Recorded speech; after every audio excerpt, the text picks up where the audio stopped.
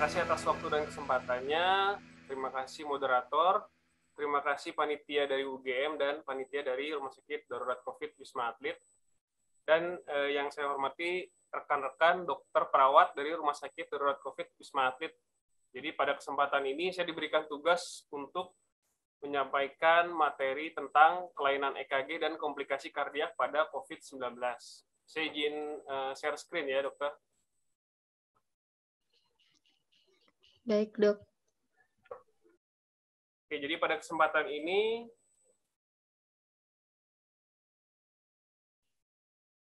kita akan membahas kelainan EKG dan komplikasi kardiak pada COVID-19. Jadi ternyata menarik juga ya. Jadi setelah kita pelajari bahwa EKG itu pada penyakit COVID-19 itu ternyata bisa juga dia sinus takikardi, supraventrikular, ventrikular aritmia, berbagai macam bradikardi, kemudian ada perubahan interval dan aksis, kemudian ada perubahan dari ST segmen dan gelombang T. Di mana kalau kita dapatkan EKG seperti tersebut di atas, itu dia akan menunjukkan outcome yang jelek pada pasien-pasien yang kita rawat. Terutama pasien-pasien dengan atrial fibrilasi, pemanjangan QT interval, perubahan ST segmen dan gelombang T, serta pasien-pasien yang kita temui dengan VT-VF. Jadi sudah kita ketahui bahwa SARS-CoV-2 itu merupakan RNA virus yang dia menggunakan angiotensin converting enzyme 2 atau S2 reseptor untuk memasuki dalam sel. Nah, S2 reseptor ini dia berada di beberapa jaringan, antara lain di paru-paru, di jantung, di ginjal, di gastrointestinal tract, vaskular, dan di kulit. Jadi di jantung itu kurang lebih 7,5% miokardial selnya itu bisa mengekspresikan S2 reseptor. Jadi kita bisa salahkan juga bahwa COVID itu memang menyerang jantung, tapi secara etiologi kelainan kardiovaskular itu pada pasien COVID itu bisa juga multifaktorial. Memang pasien-pasien kita juga sebelumnya memang sudah ada riwayat rokok, DM, dan sebagainya gitu. Plus adanya COVID. Nah, kemudian virus-virus tersebut nanti pada ujungnya dia bisa menyebabkan hiperinflamatori, di mana yang akhirnya nanti dia akan menyebabkan inflamasi dari vaskular, cardiac injury, atau plaque instability, dan hiperkoagulabilitas, dan myocardial depresi. Dari salah satu jurnal menyebutkan bahwa COVID itu dia bisa berbagai macam direct infection-nya. Salah satu contohnya ke otak. Jadi kita nanti jangan heran pasien-pasien COVID kok tiba-tiba stroke gitu loh. Dia juga bisa, yang paling umum dia ke paru-paru, bisa menyebabkan pneumonia, atelektasis, kemudian dia bisa juga menyebabkan thrombotic event, bisa menyebabkan PE, kemudian dia juga bisa menyebabkan gangguan koagulasi. Gangguan koagulasi juga bisa menyebabkan PE, kemudian dia bisa menyebabkan perdarahan atau mikrotrombus. Kemudian kalau dari livernya kita bisa mendapatkan peningkatan SGOT, SGPT. Jadi pasien-pasien kita tiba-tiba SGOT, SGPT naik, padahal semuanya normal, dia cuma infeksi COVID. Kemudian dari GI, dia bisa tiba-tiba diare, manifestasinya diare. Kemudian dari ginjal, dia bisa peningkatan ureum kreatinin atau fungsi-fungsi ginjal yang nanti dia menyebabkan akut kidney injury. Dan yang terakhir pada jantung juga dia bisa menyebabkan akut cardiac injury, myocardial infarct. Jadi nanti tiba-tiba pasiennya nyeri dada. Bisa juga karena tiba-tiba dia myocard infarct, ejeksi fraksi turun.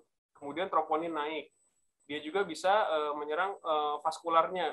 Nanti pasiennya bisa menjadi deep vein thrombosis. Ini dari satu jurnal lainnya juga menyebutkan bahwa viral infection dari COVID itu bisa menyebabkan nanti pada akhirnya akan meningkatkan miokardial, resiko infak miokard, kemudian resiko heart failure, dan kemudian meningkatkan resiko aritmia. Nah, dia bisa direct vascular infection, dia bisa meningkatkan simpatetik stimulasi, kemudian dia bisa menyebabkan langsung myokarditis, dan yang agak sedikit berbahaya ini apabila sudah terjadi cytokine storm. Dari ESC juga menyebutkan bahwa infeksi SARS-CoV-2 dia bisa ke paru-paru nanti bisa menyebabkan pasiennya sesak. Kemudian bisa juga dia manifestasi ke jantung, dia bisa merusak miokard, bisa menjadi myocardial dysfunction, kemudian nanti pada akhirnya bisa menyebabkan aritmia. Kemudian dari myocardial dysfunction ini bisa menyebabkan myokarditis, nanti ujungnya dia gagal jantung. Nah, apabila dia ke pembuluh darah, jadi dari sitokin storm ini kan mengeluarkan interleukin, nanti dia akan menyebabkan jadi plaque instability. Jadi yang sebelumnya pasien-pasien, misalkan pasien-pasien DM yang punya resiko sebelumnya mempunyai stenosis atau misalkan plak yang stabil, nanti apabila dia diserang dengan COVID, kemudian COVID-nya masuk ke pembuluh darah, dia akan menjadi rupture. Dia rupture turun ke pembuluh darah yang lebih kecil menyebabkan STEMI. Jadi bisa menyebabkan acute coronary syndrome. Kemudian bisa juga dia menyerang microvascular vessel, jadi menyebabkan microvascular dysfunction. Jadi COVID-19 ini yang sudah kita ketahui tadi, jadi bisa menyebabkan cytokine storm, sepsis, DIC, dan pada akhirnya nanti menyebabkan multi organ dysfunction dan kematian. Jadi kelainan-kelainan EKG pada COVID-19 itu mungkin bisa disebabkan karena sitokin, adanya hipoksik, kemudian adanya kelainan elektrolit, adanya plaque rupture, coronary spasm, mikrotrombi, dan direct endothelial atau myocard injury. Jadi kelainan EKG pada penderita COVID itu banyak. Ya, dia banyak, kurang lebih 93%, terutama pada pasien-pasien dengan penyakit kritis.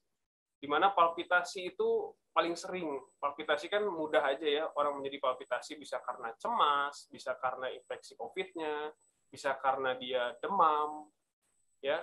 Jadi pertama kali pasien-pasien itu datang kurang lebih sekitar 7% dari populasi pasien menyebabkan palpitasi. Kemudian sekitar 44% itu pasien di ICU semuanya palpitation atau berdebar. Kemudian dari studi lainnya juga disebutkan bahwa kurang lebih 9,6% itu pasien itu ada disritmia atau aritmia. Ya, di mana memang paling banyak itu dia pada pasien-pasien critical ill patient, di mana dengan adanya kelainan-kelainan EKG itu dia akan meningkatkan resiko kematian di dalam rumah sakit, kemudian dia pada akhirnya membutuhkan mechanical ventilasi. Studi lain juga menjelaskan bahwa sekitar dari 1.258 pasien, di mana kalau kita temukan adanya atrial fibrilasi, RV strain dari EKG-nya, kemudian ada ST segment abnormalities, itu menyebabkan peningkatan dari penggunaan mechanical ventilasi dan kematian. Ini dari jurnal lain juga menyebutkan bahwa pasien COVID itu apa yang terjadi? Jadi ada SARS-CoV-2 infection-nya langsung, SARS-CoV-2 infection-nya langsung dapat menyebabkan direct viral tissue infection. Nanti pada akhirnya dia akan menyebabkan myocardial injury, kemudian dari sitokin storm-nya dia akan menyebabkan peningkatan sympathetic hyperactivity, ada perubahan ion channel dari kardiomyosit, dan dia juga bisa menyebabkan CYP450 inhibisi, sehingga menyebabkan QTc interval memanjang, dan pada akhirnya tachyarrhythmia. Kemudian pada pasien COVID juga kita memberikan obat-obat antara lain anti malaria, macrolide seperti azitromisin dan sebagainya. Ini juga bisa direct menyebabkan QTc, pemanjangan dari QTc, yang pada ujungnya nanti semua itu dapat menyebabkan aritmia. Nah, ini dari jurnal lain disebutkan juga bahwa memang COVID ini bisa menyebabkan sinus takikardi, sinus bradikardi, ada gangguan konduksi, kemudian ada atrial prematur kompleks, bisa menyebabkan AF, bisa menyebabkan supraventricular takikardi, ventricular prematur kompleks, dan sebagainya. Jurnal ini juga menyebutkan bahwa mekanisme dari terjadinya aritmia bisa karena adanya akut myocard injury, adanya hipoksia, adanya sistemik inflamasi, adanya autonomic imbalance, jadi sympathetic nervous system overactivity, kemudian adanya elektrolit abnormalitas, pemanjangan QTc dikarenakan karena obat COVID atau obat-obat yang lainnya. Kemudian adanya juga pasien-pasien yang masuk sudah memang dengan kardiovaskular komorbid, seperti pasien-pasien hipertensi atau memang pasien-pasien yang sudah ada CAD sebelumnya, atau yang sudah ada kardiomiopati. Jurnal lain juga menyebutkan bahwa apabila gambaran-gambaran EKG ini kita temukan, itu mungkin dikarenakan dengan adanya contoh seperti kalau ada myocardial injury, bisa gambarannya AV block, AF, VT, PA. Kemudian apabila pasien-pasien menggunakan antibiotik atau antiviral terapi, dia biasanya long QT interval. Kemudian bisa VF, AV block, ini hampir sama ya obat-obatan. Kemudian kalau dia hipoksia karena adanya lung injury, inflamasi, dan peningkatan sympathetic nervous system, biasanya dia sinus takikardi, AF, dan bisa ventricular arrhythmia.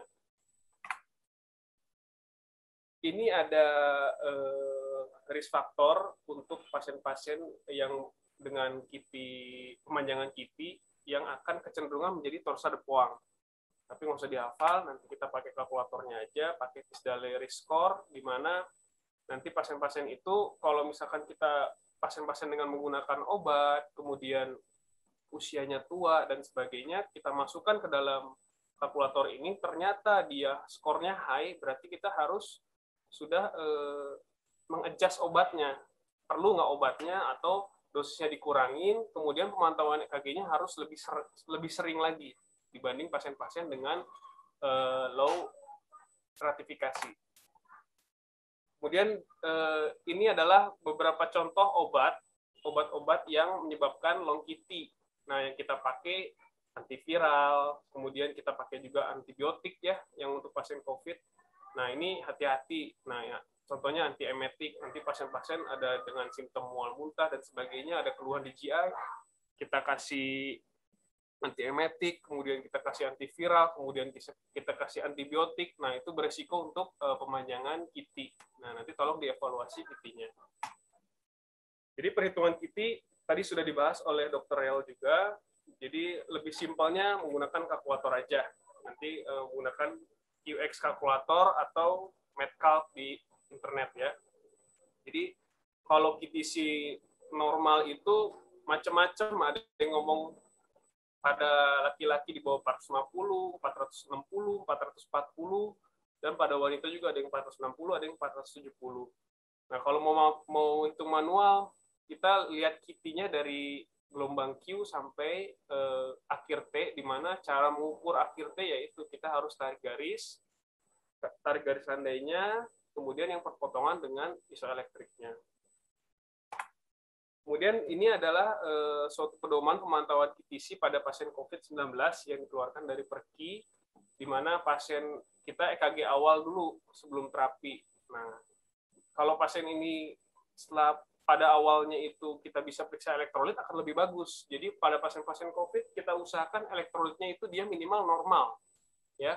Kemudian kita lihat, nah ini QTC-nya dia di bawah 500 atau QTC-nya di atas 500. Nah, kita bagi lagi QRS sempit dan QRS lebar. Kalau QRS sempit, cut off-nya di 500. Kalau QRS lebar di 550. Nah, kalau misalkan dia QTC-nya norm di bawah 500 atau di bawah 550, ya kita berikan saja hidroksikloroquine, memang sekarang sudah tidak dipakai, atau kita berikan azitromisin. Kita ulang EKG 4 jam.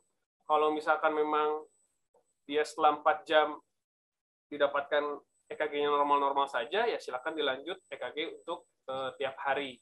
Tapi kalau misalkan pada saat 4 jam setelah pemberian obat, QTC-nya meningkat, kemudian peningkatannya lebih dari 60, atau QTC-nya tiba-tiba langsung di atas 500, kemudian ada ventricular ectopy, ya kita evaluasi, kita pertimbangkan manfaatnya apa. Kemudian kita juga koreksi-koreksi elektrolit yang lainnya dan sebagainya.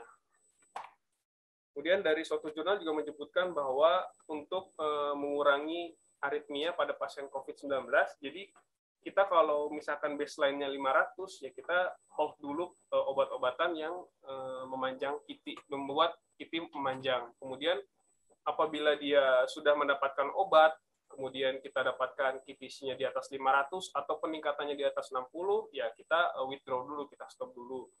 Kemudian kita maintain elektrolit kalium sama magnesiumnya di atas 2, magnesium dan kaliumnya di atas 4. Kemudian kita lebih baik kalau pasien-pasien yang sudah memang ada riwayat pemanjangan QT, ya kita gunakan telemetri untuk monitoringnya. Memang ya high cost ya dan sulit juga telemetri. Nah, kita bahas satu persatu tentang kelainan EKG pada COVID-19. Yang pertama, supraventrikular takikardi, di mana yang paling sering itu adalah sinus takikardi. Dia mungkin bisa disebabkan karena hipovolemi, hipoperfusi, hipoksia, peningkatan temperatur, adanya nyeri, dan kecemasan.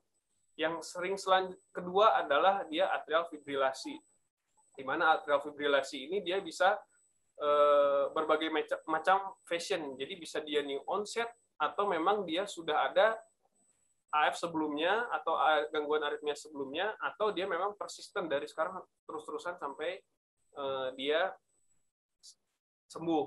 Dan biasanya dia gambarannya rapid ventricular response. Nah, di suatu studi di New York Hospital, di mana AF dan flutter ini kurang lebih sekitar 14,3% pasien pada saat kedatangan, pada saat admission, pada masuk rumah sakit, kemudian sekitar 10,1% pada saat perawatan di rumah sakit. Di mana studi lain juga menjelaskan bahwa atrial fibrilasi itu kurang lebih menyebabkan 22%, di sekitar 22% pada pasien dengan penyakit-penyakit kritis, yang dimana pada akhirnya membutuhkan mechanical ventilation. Ya, jadi alat bantuan nafas. Kemudian beberapa mekanisme yang dapat menyebabkan AF. Yang pertama, jadi dia itu virusnya langsung menyebabkan cardiac injury, nanti yang akan menyebabkan perimyokarditis. Kemudian kejadian-kejadian hipoksemia yang sering atau berulang pada pasien, kemudian ada systemic infection atau sepsis dari pasien tersebut, kemudian terutama pada pasien-pasien tua itu yang memang sudah kecenderungan lebih gampang terserang AF atau lebih gampang menjadi AF karena mungkin dia sudah ada komorbid lain seperti hipertensi dan sebagainya yang menyebabkan LA-nya membesar, jadi memang sudah ada prone untuk lebih mudah menjadi AF. Kemudian ada peningkatan dari sympathetic nervous system overaktivitas.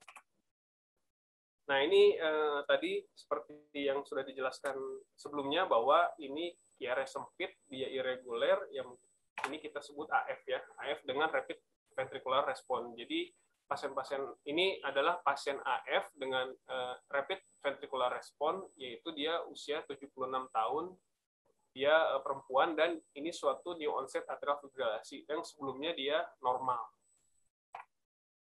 Kemudian kita bahas malignant ventricular dysrhythmia, kita bahas VT-VF, di mana VT-VF ini kurang lebih terjadi pada 1-6% pasien, di mana ini bisa disebabkan karena kombinasi dari pemanjangan QT interval karena medikasi atau kelainan metabolik atau adanya myokardial inflamasi. Nah, pasien COVID dengan peningkatan troponin itu insidensi untuk menjadi VT itu lebih tinggi dibanding pasien-pasien dengan normal troponin. Kemudian monomorfik VT itu lebih sering karena memang ada kelainan dari strukturalnya. Jadi memang pasien-pasien yang memang ada gangguan struktural jantung seperti pasien-pasien yang mempunyai coronary syndrome atau STEMI sebelumnya, ada myocard injury atau myokarditis. Kemudian polymorphic VT atau torsade Poang itu dia biasanya bukan karena kelainan struktural. Dia biasanya sering karena obat-obat, keracunan obat atau medication toxicity atau adanya gangguan elektrolit. Atau memang dia sudah ada kelainan proaritmia sebelumnya seperti Brugada syndrome atau Longevity syndrome. Nah, yang selanjutnya bradikardi atau AV block. Nah, ini memang dia sedikit lebih jarang dibandingkan dengan tachyarrhythmia. Tapi memang dia cukup lumayan juga sih, sekitar 11,8% dari kardiak aritmia.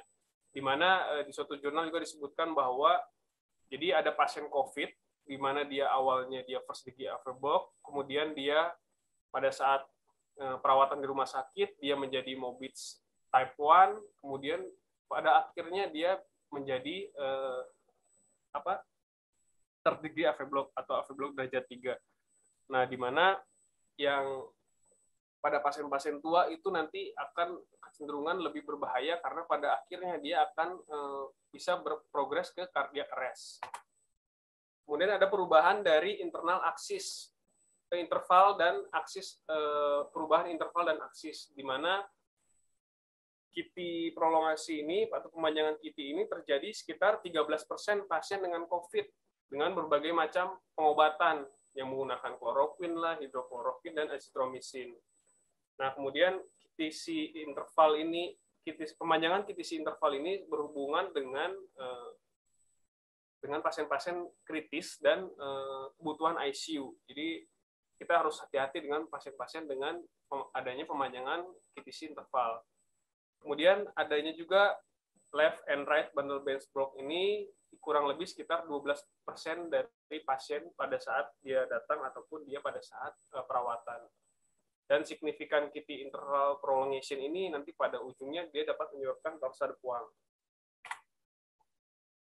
Kemudian QRS kompleks aksis deviasi ini juga dilaporkan ada beberapa ya, terutama pada pasien-pasien dengan RV strain. Jadi pasien-pasien yang ada sedikit emboli lah dari pulmonary emboli. Jadi pasien-pasien COVID ini dengan pulmonary emboli itu hampir sering terjadi. Dia baik total emboli ataupun partial emboli. Nah, nanti gambarannya dia bisa berubah seperti yang tadi jelaskan, bahwa dia bisa terjadinya keluarnya gambaran RV strain, contohnya ada perubahan right axis deviasi, kemudian adanya prominent air wave di V1 V2, kemudian adanya ST segmen depresi atau T wave inversi di lead 2, 3, AVF di V1 dan V4.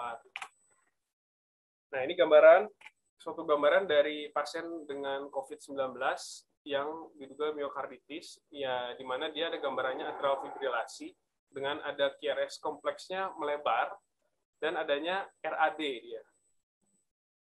Satunya negatif, duanya positif, di mana dia ada gambaran poor R wave progression. Ya, transitional zone-nya dia bergeser ya. Harusnya kan transitional zone di V4, tapi dia sampai V6 juga belum bergeser. Kemudian ada gambaran ST elevasi. Ini pasien-pasien ini yang sebelumnya normal, ini gambaran COVID. Karena COVID, jadi gambaran EKG-nya seperti ini. Kemudian ini pasien-pasien dengan gambaran RV strain pada pasien COVID, di mana ada T-wave inversion di V1, V2, dan V3. Ya, dan di 2, 3 APF. Inversi. Nah, yang berikutnya perubahan ST segmen, gelombang T, dan QRS kompleks abnormalities pada pasien COVID. Di mana pasien COVID ini dia berhubungan dengan myocardial injury. Nah, di mana kalau ada gangguan dengan myocardial injury, biasanya kita dapat gambarannya tuh ST segmen deviasi, bisa ST elevasi ataupun ST depresi. Kemudian ada gelombang T inversi ataupun gelombang Q patologis. Nah, di mana suatu studi juga menjelaskan bahwa pada pasien-pasien critical ill ini atau pasien-pasien yang critical ill yang membutuhkan ruang ICU itu bisa terjadi sekitar 40% pasien dengan gangguan STT changes. Nah, di mana myocardial injury ini pasti outcome-nya akan lebih jelek lagi dibandingkan kelainan-kelainan EKG yang lainnya. Ya, dan dia juga membutuhkan ICU, membutuhkan ventilator, dan meningkatkan angka kematian. Ada suatu jurnal menjelaskan bahwa dari case series-nya dia mengambil 18 pasien, di mana 10-nya ada ST segmen elevasi, dan 8-nya ST segmen elevasi pada saat dirawat. Nah, di mana akhirnya jadi ST segmen elevasi yang berkaitan dengan akut miokard infark itu sekitar 8, di mana 10-nya itu non-oklusif. Jadi gambarannya ST elevasi tapi non-oklusif. Bisa jadi karena miokarditis.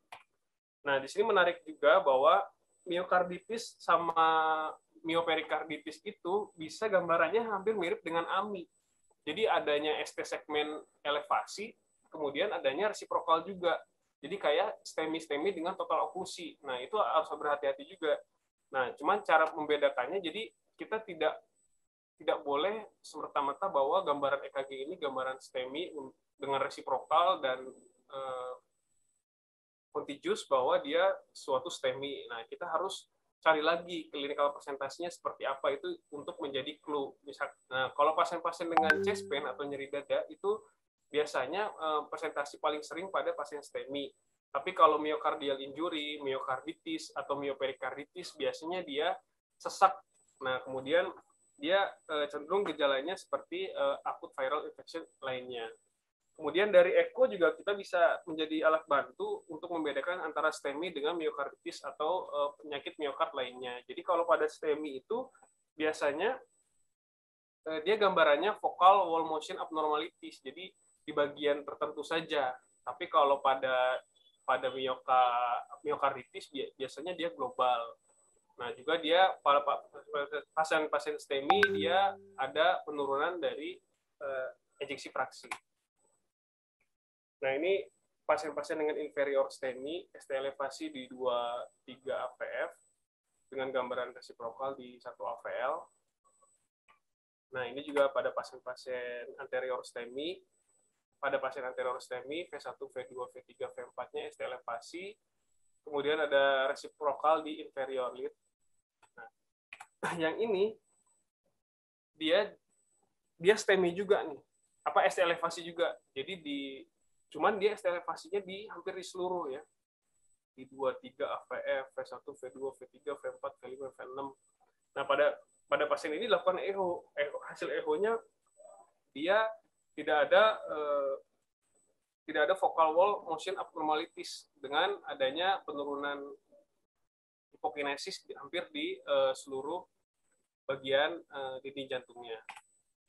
Nah, pasien ini juga dia pasien myocardial injury di mana diffuse ST segmen elevasi di V1, V2, V3, V4, V5, V6, kemudian di 1 AVL dengan resiprokal di 2-3 AVF. Nah, terus kemudian pasien ini lakukan kateterisasi, didapatkan bahwa tidak ada lesi oklusi.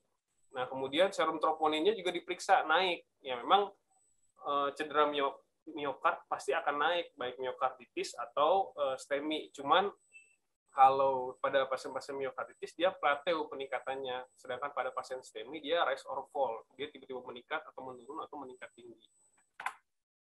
Kemudian yang berikutnya gambaran-gambaran EKG yang terkait dengan PE.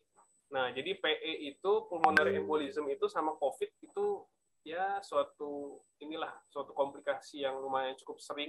Dia cukup sering dan memang biasanya pada pasien-pasien dengan gejala berat. Kemudian di sini sebutkan bahwa ada beberapa mekanisme yang dapat menyebabkan PE pada pasien COVID, yaitu disebabkan karena peningkatan dari angiotensin 2 aktivitas nanti berhubungan dengan thrombogenik efeknya. Jadi dia meningkatkan koagulasi sistem dan platelet function. Kemudian adanya sitokin yang nanti menyebabkan adanya aktivasi dari koagulasi kaskade yang berlebihan. Kemudian adanya direct infection yang nanti ujungnya akan menyebabkan inflammatory proses dan peningkatan fokal trombosis. Tadi gambaran PE ya sudah dijelaskan sebelumnya bahwa dia bisa menyebabkan yang non spesifiknya sinus takikardi atau ada perubahan STT segmen atau T-wave changes. Kemudian yang spesifiknya dia bisa menyebabkan RV strain, kemudian dia bisa menyebabkan gelombang SQ3 dan T3, ada gelombang S di lead 1, gelombang Q di lead 3, dan gelombang T di lead 3. Kemudian adanya anterior T-wave inversion dan RBBB. Nah, ini dari suatu jurnal disebutkan bahwa, jadi jurnal ini juga menyebutkan bahwa bisa juga pasien-pasien dengan COVID itu bisa terjadinya AV block. Nah, kemudian bisa terjadi atrial fibrilasi, bisa terjadi polymorphic VT dan PA. Nah, jurnal ini juga menjelaskan bagaimana sih cara penanganannya. Jadi kalau pasien kita AV block, kita nggak usah buru-buru TPM, ya, kecuali memang ada indikasi lainnya. Jadi kita lebih consider untuk dia berikanlah obat-obatan, karena kita juga melindungi tenaga kesehatan juga yang ada di cath lab, ya, takutnya dia terinfeksi. Kita gunakan Kita gunakan obat-obatan dulu, kemudian kita terapi sumber infeksinya, yaitu COVID-nya. Nah, biasanya dia bisa balik lagi ya, kecuali dia memang ada indikasi khusus untuk pemasangan pacemaker. Kemudian pasien-pasien AF untuk melihat adanya left atrial appendage thrombus itu nggak perlu langsung kita TE. Kalau bisa kita pakai CT angiografi aja, biar tidak adanya aerosol yang menyebabkan ancaman pada si operator yang melakukan TE-nya. Kemudian pada pasien-pasien dengan polymorphic VT ya kita harus monitoring terus IPC-nya. Kemudian kita monitoring juga elektrolitnya, kita balikan ke normal apabila ada kelainan elektrolit. Kemudian pada pasien-pasien PA dan polymorphic VT, kalau bisa nanti setelah dia ROSC atau recovery, ya kita berikan dia telemetri. Jadi kita bisa memonitor dia terus. Nah, ini ada contoh suatu kasus. Nah, jadi ada perempuan 66 tahun, dia tidak ada histori sebelumnya sama sekali, untuk medical history tidak ada sama sekali, kemudian dia didiagnosa dengan COVID. Simptomnya dia sesak, kemudian dia semakin jelek dalam 30 hari, dan pada akhirnya dia diberikan intubasi, kemudian sampai menggunakan ECMO. Nah, ECMO ini akhirnya dicabut atau sudah baik, di stop, kemudian pasien nanti akhirnya stabil. Nah, dalam perjalanannya ini, pasien ini ada beberapa perubahan EKG.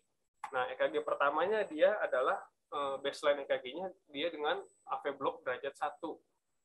Intervalnya panjang ya. Kemudian dia dalam perjalanannya dia pada saat melakukan trachea intubasi, dia ada gambaran S di 1, P di lead 3 dan Q di 3. Nah, kemudian dilakukan simultaneous echo, jadi echo bedside. Jadi didapatkan right atriumnya membesar, right ventricle-nya juga ada severe tricuspid regurgitasi, kemudian adanya peningkatan dari pulmonary artery pressure. Nah, didapatkan S di 1, ini dominannya S ya, kemudian T di 3, dan Q di 3.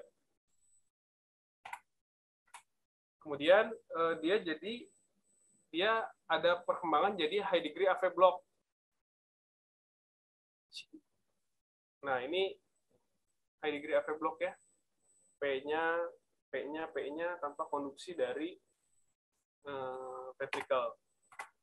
Kemudian